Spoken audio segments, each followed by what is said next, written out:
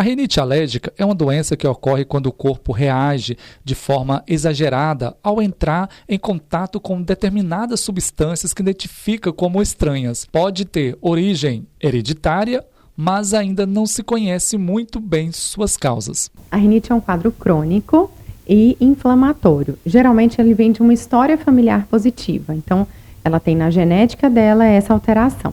Quando ela tem contato com algumas coisas que desencadeiam os sintomas, ela vai apresentar esses sintomas. Então, teve contato com poeira, com mofo, com ácaro, com pólen, ela vai desenvolver. A gente tem que diferenciar bem que existem as rinites alérgicas, que são essas que vêm da genética, que vêm de uma história familiar, e as rinites não alérgicas, que é aquela cheiro forte, a mudanças climáticas, que essas são rinites não alérgicas.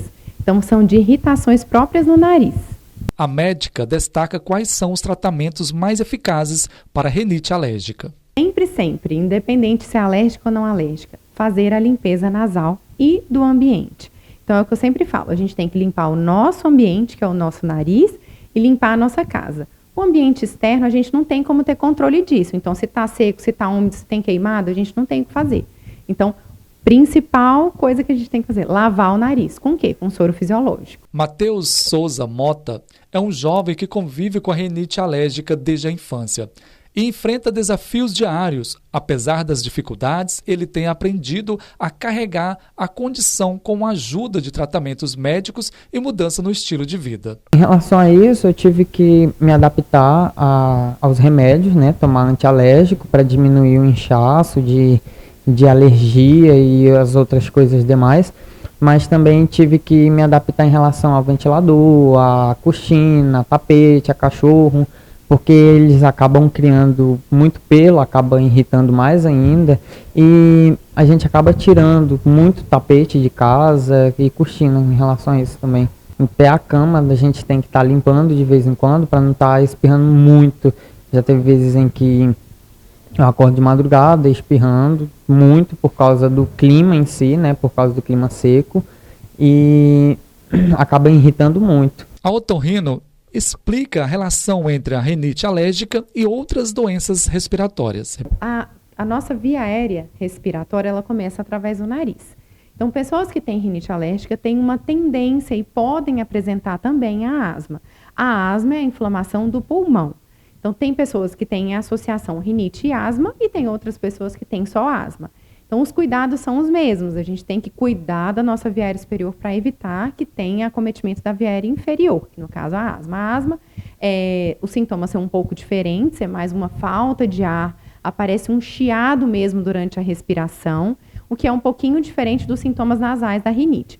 A gente tem que pensar que a rinite é um diagnóstico diferencial de uma gripe, de um resfriado.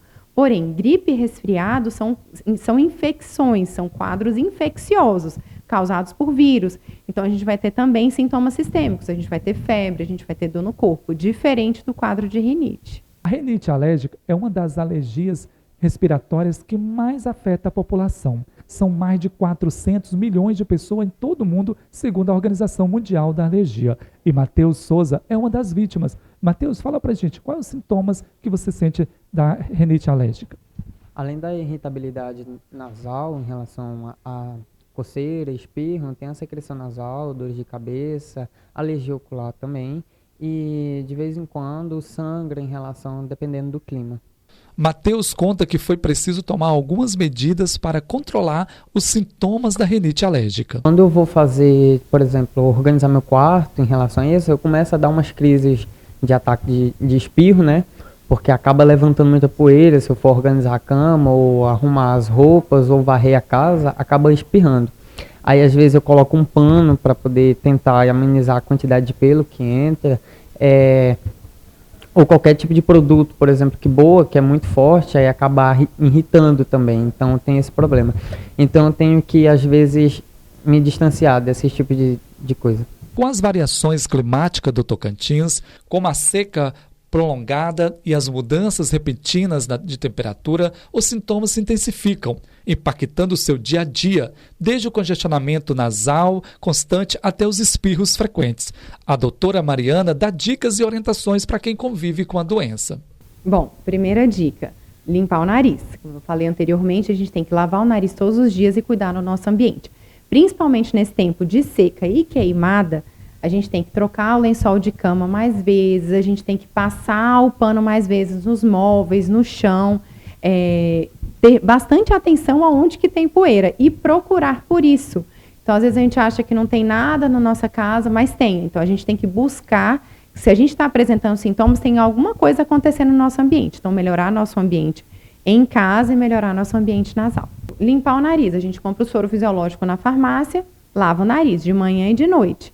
Coloca para limpar o ar-condicionado. Evita o uso de ventilador. Se não tiver como evitar o uso de ventilador, limpa aquele ventilador, tira aquela poeirinha que fica ali.